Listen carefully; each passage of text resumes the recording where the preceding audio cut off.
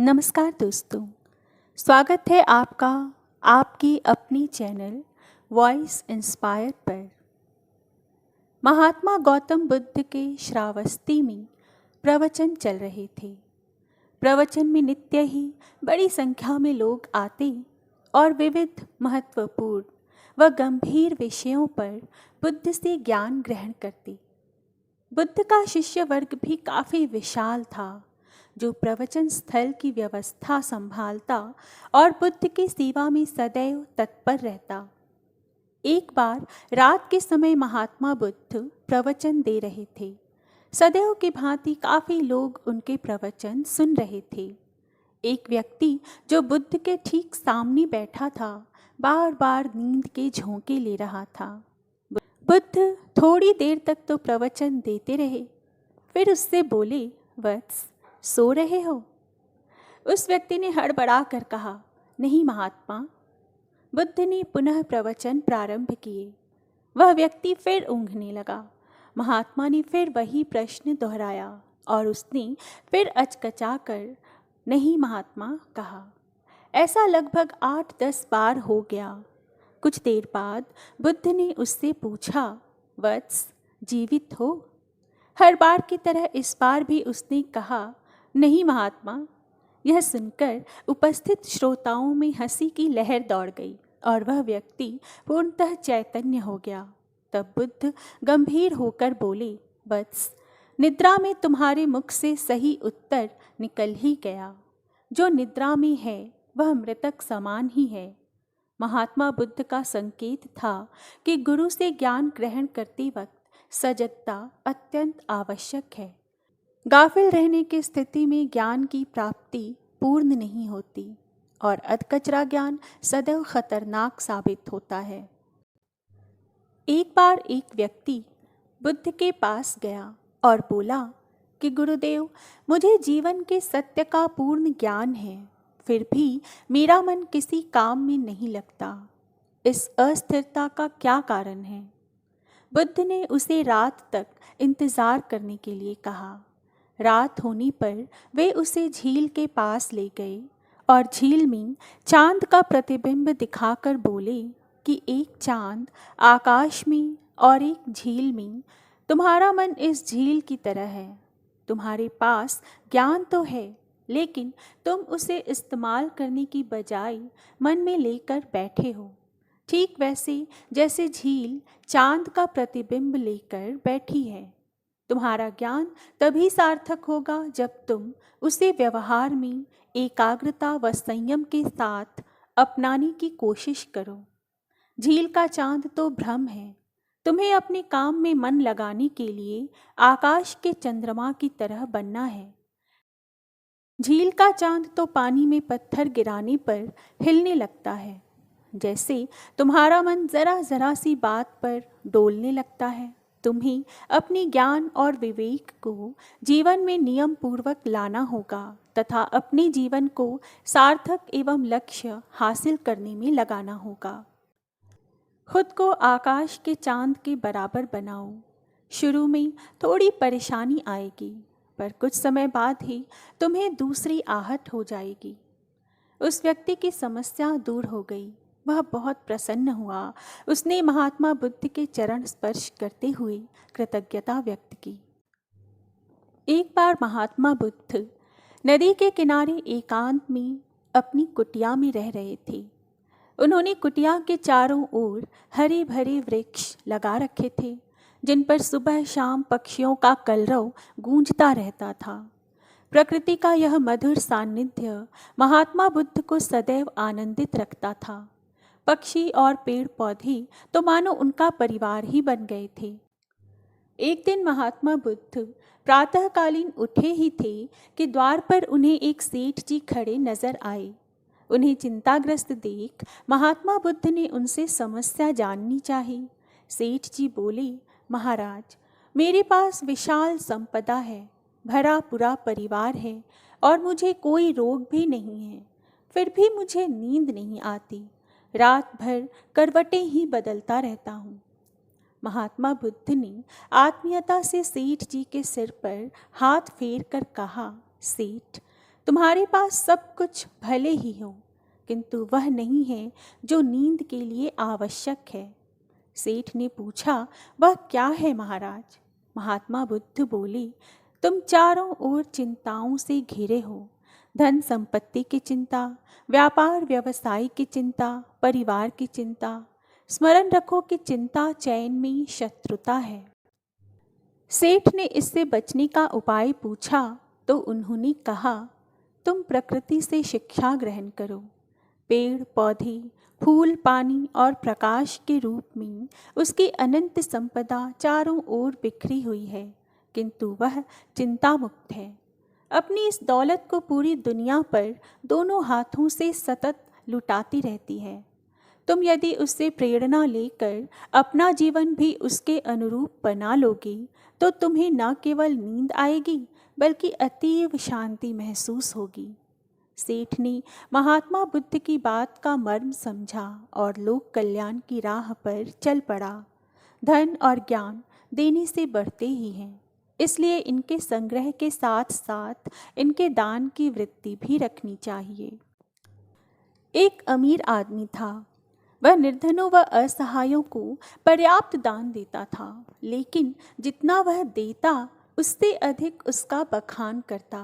इस कारण लेने वाले के दिल पर उसके एहसान का भार हो जाता था।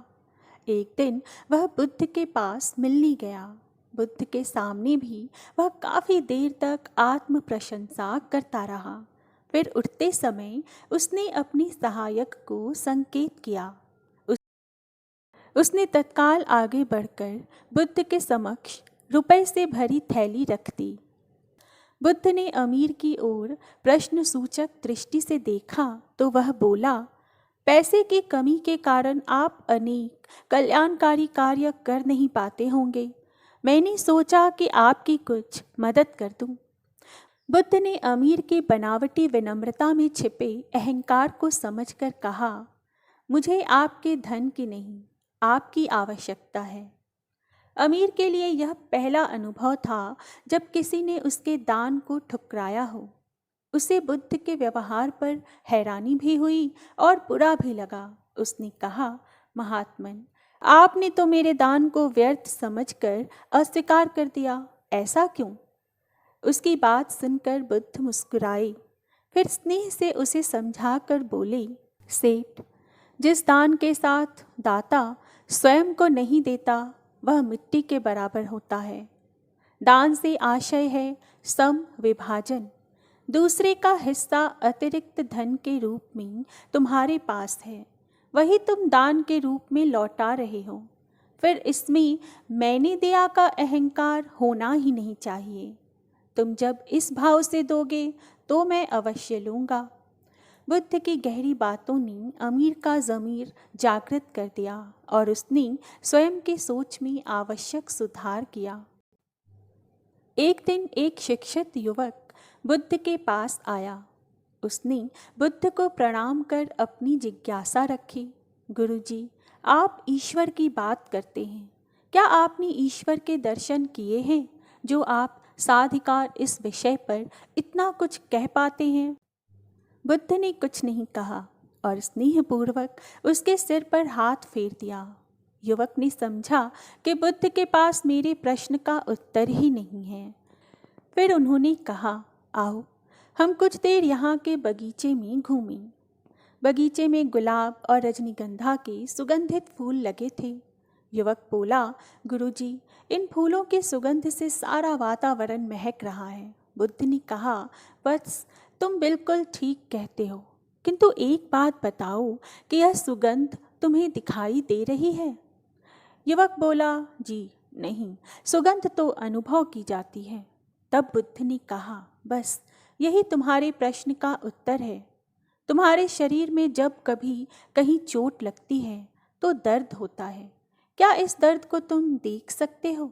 युवक बोला, नहीं, वह भी अनुभूति होता है। बुद्ध ने अंतिम रूप से युवक का समाधान करते हुए कहा, आत्मा और परमात्मा के साथ भी यही बात है। आत्मा को परमात्मा की अनुभूति के द्वारा उसका साक्षात्कार होता है, न कि स्थूल नेत्रों से। युवक अब पूर्णतः संतुष्ट था। बुद्ध का आभार मानते हुए वह चला गया। परमात्मा सदैव अनुभूति के स्तर पर ही घटता है और यह घटना तब होती है जब मन पूर्णतः निर्लिप्त तथा समभाव को प्राप्त हो चुका हो। एक राजा ने अपने पुरुषार्थ से राज्य को समृद्ध बना दिया था। राज्य में प्रजा बड़ी सुखी थी क्योंकि वह प्रत्येक वर्ग के हितों को ध्यान में रखकर काम करता था। जब राजा वृद्ध हुआ तो उसे योग्य उत्तराधिकारी की चिंता सताने लगी, क्योंकि उसे लगता कि योग्य उत्तराधिकारी के बिना सुव्यवस्था अव्यवस्था में बदल जाएगी और प्रजा की परेशानी बढ़ जाएगी। हालांकि राजा का एक बेटा था, किंतु वह अत्यधिक आलसी और कर्महीन था। वह स्वयं को मालिक समझता और शेष सभी को अपना गुलाम। यह अहंकार उसके आचरण में सदैव झलकता था। राजा उसे सुधारने के उद्देश्य से बुद्ध के आश्रम में छोड़ आया।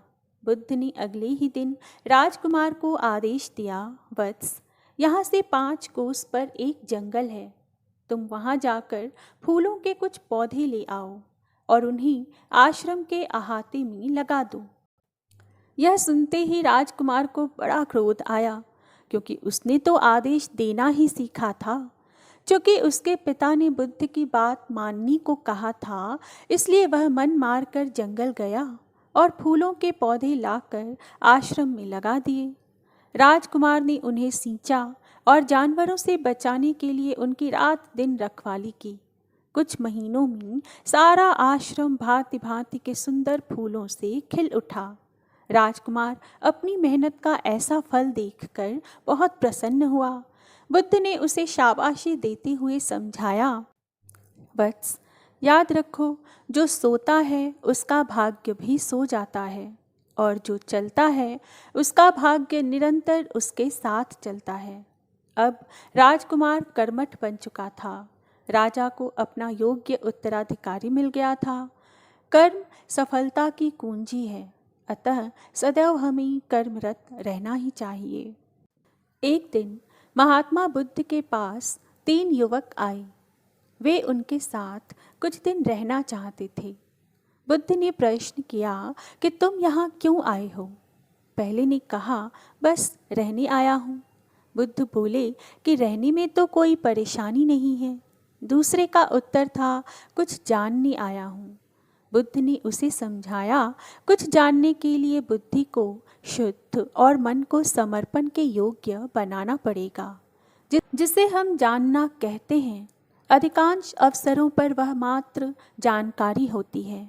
यह हमारा भ्रम होता है कि हमने जान लिया। चित्त को एकाग्र किए बिना जो जाना जाता है वह परमात्मा न होकर हमारा अहंकार होता है। इससे ऊपर उठकर ही हम परमात्मा को देख सकते हैं। तुम मेरे पास रहो या कहीं और रहो, मन का समर्पण और एकाग्रता का होना बहुत ज़रूरी है। फिर बुद्ध ने तीसरे युवक से पूछा तो उसने कहा कि मैं जीने के लिए यहाँ पर आया हूँ। तब बुद्ध ने कहा कि रहना और जानना, इन दोनों से ऊपर की स्थिति है जीना। जीवन बिताना सरल है, किंतु जीना कठिन। जीवन को जीने के लिए परमात्मा की अनुभूति आवश्यक है। तीनों युवक बुद्ध की बातों का मर्म जान गए और उनकी बताई राह पर चल पड़े। वस्तुतः स्वयं को परमात्मा का अंश मानकर प्रत्येक कर्म को उन्हें समर्पित करना ही सही अर्थों में जीवन को सही सही जीना होगा। एक बार बुद्ध के पास उनका एक शिष्य आया और बौखलाए स्वर में बोला, जमींदार राम सिंह ने मेरा अपमान किया है, आप अभी चलें, उसे तो सबक सिखाना होगा। बुद्ध बोले, प्रियवर, सच्चे बौद्ध का अपमान करने की शक्ति किसी में नहीं होती। तुम इस बात को भुला दो। जब प्रसंग भुला दोगे तो अपमान कहाँ बचा रहेगा। शिष्य ने कहा, उसने आपके प्रति भी अपशब्दों का प्रयोग किया था, आप चलिए तो सही। आपको देखते ही वह शर्मिंदा हो जाएगा और क्षमा मांग लेगा, इससे मैं संतुष्ट हो जाऊंगा। बुद्ध कुछ विचार कर बोले, अच्छा, यदि ऐसी बात है तो मैं अवश्य ही राम जी के पास चलकर उसे समझाने का प्रयास करूंगा। शिष्य ने आतुर होकर कहा, चलिए, नहीं तो रात घिर आएगी। बुद्ध ने कहा, रात घिरेगी तो क्या, रात के पश्चात दिन भी तो आएगा। यदि तुम वहाँ चलना आवश्यक ही समझते हो तो मुझे कल याद दिलाना, कल चलेंगे। दूसरे दिन बात आई गई हो गई। शिष्य अपने काम में लग गया और बुद्ध अपनी साधना में लीन हो गए। दोपहर होने पर शिष्य से पूछा, आज राम जी के पास चलना है? शिष्य ने कहा, नहीं। मैंने जब घटना पर फिर से विचार किया तो मुझे इस बात का आभास हुआ कि भूल तो मेरी ही थी। अब राम जी के पास चलने की कोई ज़रूरत नहीं है। बुद्ध ने मुस्कुराकर कहा, अगर हम तुरंत प्रतिक्रिया देने से बचें तो हमारे भीतर की कटुता समाप्त हो जाती है। शिष्य बुद्ध का आशय समझ उनके प्रति नतमस्तक हो गया। कथा सिद्धार्थ के जीवन के उस दौर की है जब वे बुद्धत्व को प्राप्त नहीं हुए थे और निरंजना नदी के तटीय वनों में वृक्ष के नीचे ध्यान किया करते थे। सिद्धार्थ प्रतिदिन ध्यान करने के बाद पास के किसी गांव में चले जाते और भिक्षा मांगकर लौट आते। कुछ दिनों बाद उन्होंने भिक्षाटन पर जाना बंद कर दिया, क्योंकि एक गांव के प्रधान की छोटी बेटी सुजाता उनके लिए नित्य भोजन लाने लगी। सिद्धार्थ को वह बड़े स्नेह से भोजन कराती थी। कुछ दिनों बाद उसी गांव का एक चरवाहा भी सिद्धार्थ से प्रभावित होकर उनके पास आने लगा। उसका नाम स्वस्ति था। एक दिन स्वस्ति से सिद्धार्थ बातें कर ही रहे थे कि सुजाता भोजन लेकर आई। जैसे ही सिद्धार्थ ने भोजन करना शुरू किया, उन्होंने बातचीत बंद कर दी। जितनी देर तक वे भोजन करते रहे, बिल्कुल चुप रहे और वहाँ सन्नाटा छाया रहा। स्वस्ति को बड़ी हैरानी हुई। उसने सिद्धार्थ के भोजन करने के बाद उनसे पूछा, गुरुदेव, आप मेरे आने के बाद निरंतर वार्तालाप करते रहे, किंतु भोजन के समय एक शब्द भी नहीं बोले। इसका क्या कारण है? सिद्धार्थ बोले, भोजन का निर्माण बड़ी कठिनाई से होता है। किसान पहले बीज बोता है, फिर पौधों की रखवाली करता है और तब कहीं जाकर अनाज पैदा होता है। फिर घर की महिलाएं उसे बड़े जतन से खाने योग्य बनाती हैं। इतनी कठिनाई से तैयार भोजन का पूरा आनंद तभी संभव है जब हम पूर्णतः मौन हों। अतः भोजन के दौरान मैं मौन रहकर उसका पूरा स्वाद लेता हूँ। वस्तुतः शांति से किया गया भोजन न केवल शारीरिक भूख को तृप्त करता है, बल्कि मानसिक आनंद और सात्विक ऊर्जा भी देता है। बुद्ध ने कहा, भाग्य के भरोसे बैठने वालों, पुरुषार्थ करो। जीवन में भाग्य का महत्व है, लेकिन भाग्य के भरोसे बैठकर अपने अमूल्य समय को बर्बाद मत करो, क्योंकि पुरुषार्थ करने से तो भाग्य की रेखाएं भी बदल जाती हैं। भाग्य क्या है? आज किया गया कर्म ही तुम्हारा भाग्य बनता है। कर्म के द्वारा जो बीज बोओगे, फसल भी उसी की मिलेगी। जैसा कर्म तुम आज करोगे, वैसा ही तुम्हारा भविष्य होगा। सौभाग्य और दुर्भाग्य तुम्हारे ही हाथ में है। कर्म की प्रधानता को समझना होगा कि जैसा कर्म होगा वैसा ही फल मिलेगा। जीवन को सफल बनाने के लिए पाप और पुण्य का बड़ा महत्व है। पूरी सावधानी रखो कि पाप होने न पाए, क्योंकि पाप की सज़ा ज़रूर मिलती है। यह जीवन पिछले पापों से छुटकारा पाने के लिए और दूसरे नए पापों से बचने के लिए मिला है, और कोशिश करो हमसे पुण्य कर्म हो। तुम अपने जीवन को धर्म के मार्ग पर चलाओ। तुम्हारे किए हुए पुण्यों से धर्म को शक्ति मिलती है। यह मानव का जीवन बड़े काम का है। इसे सावधानी पूर्वक जीना चाहिए। अगर तुम गलतियां करोगे तो आगे चलकर पशु पक्षियों वाले कपड़े पहनने पड़ेंगे। संसार के नश्वर पदार्थों की इच्छा मत करना, क्योंकि इच्छा का फल बहुत दुख देता है। अच्छे अच्छे कर्म करो। उन कर्मों को करके अहंकार मत करना। अहंकार के मार्ग में हमेशा अंधेरा होता है और अंधेरे में ठोकरें लगती हैं। संसार दुखालय है, अर्थात दुखों से भरा हुआ है। संसार से प्रेम मत करना, बल्कि अपनी मन से पापों को बाहर निकालो और सदा सावधान रहो कि कोई पाप न होने पाए। मनुष्य का जीवन मिला है तो इसको सावधानी पूर्वक व्यतीत करना। अपने जीवन में आलस्य को आने मत देना, क्योंकि यह जीवन बहुत अनमोल है। पशुओं से पूछो कि मनुष्य जीवन का क्या महत्व है। पशुओं के जीवन में तो लेश मात्र भी सुख नहीं है। वे सोचते हैं कि हम कब मनुष्य बनेंगे, सर्दी में रजाई और गर्मी में पंखा होगा, कब हम परोपकार करके अपना जीवन सफल बनाएंगे। जो मनुष्य हैं वे अपनी मानवता को संभाल कर रख नहीं पा रहे हैं, बल्कि संसार के सुखों की अंधी दौड़ में दौड़ रहे हैं। वे नहीं जान पा रहे हैं कि हमारी मृत्यु हमारे पीछे पीछे आ रही है। मानव जीवन पाया है, बहुत अच्छी बात है। अच्छे अच्छे कर्म करो ताकि मन पवित्र हो जाए, क्योंकि पवित्र मन ही आत्मा को पा सकता है।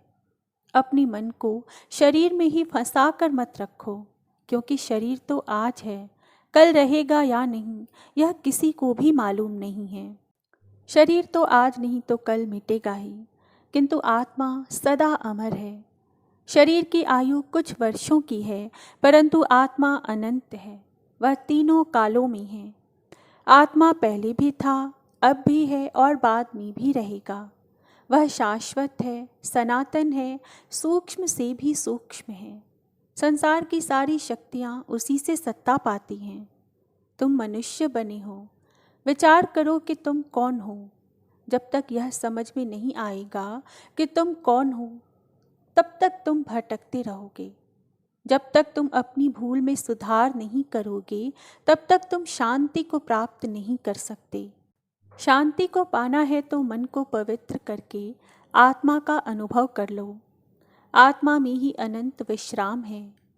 यह शरीर कुछ समय के लिए मिला है, वास्तव में तुम आत्मा हो। तुम्हारा शरीर जिससे शक्ति पा रहा है वह आत्मा ही है, और वही आत्मा तुम्हारे शरीर में मौजूद है। आत्मा को जानना, आत्मा को समझना, आत्मा को पाना, आत्मा का अनुभव करना और आत्मा का साक्षात्कार करना, यह सब मनुष्य शरीर के द्वारा ही संभव है। बस तुम सावधान हो जाओ कि मन में कोई गलत विचार आने न पाए। पहले मन में गलत विचार आता है, फिर वह विचार बलवान होने पर गलत कर्म करवा देता है। गलत कर्म का मतलब है पाप का जन्म हो जाना। बुद्ध ने कहा कि तुम्हारे जीवन के साथ साथ काल भी दौड़ रहा है। बचपन और यौवन कब निकल जाएंगे पता भी नहीं चलेगा। शरीर भी अनेक रोगों से घिरा रहता है। इस शरीर की शारीरिक और मानसिक दोनों प्रकार के रोगों से रक्षा करनी पड़ती है। रोग और भोग दोनों शरीर को निर्बल करते रहते हैं। रोगी और भोगी दोनों को ज्ञान अच्छा नहीं लगता। जिनका तन और मन स्वस्थ नहीं होता वे परमार्थ का लाभ नहीं उठा पाते। मनुष्य को चाहिए कि वह अपनी आयु रूपी संपदा का पूरा पूरा लाभ उठाए। अगर मनुष्य चाहे तो अपने जीवन में अच्छे अच्छे कर्म करके श्रेष्ठ प्रगति कर सकता है। जीवन में संयम को धारण करें, व्यर्थ की कामनाओं का त्याग करें, ज्ञान का दीपक जलाकर कामनाओं का विसर्जन करें, क्रोध को आग समझकर उससे सदा दूर रहें। सदा ज्ञान गंगा का संग करो, क्योंकि शुभ विचार ही समस्त समस्याओं का समाधान है। बुद्ध ने कहा कि अपने जीवन से सदा लोभ को दूर रखो, क्योंकि तुम्हारे बूढ़े होने पर भी लोभ बूढ़ा नहीं हो पाता और लोभ सदा भूखा ही रहता है। उसका पेट कभी भी नहीं भर पाता। अगर लोभ की वासना प्रबल है तो वह दूसरे जन्म में भी पीछा नहीं छोड़ती। जिस मनुष्य को लोभ अपने वश में कर लेता है उसका ज्ञान वह चुरा लेता है। लोभ को शांत करना है तो संतोष की शरण में जाना होगा।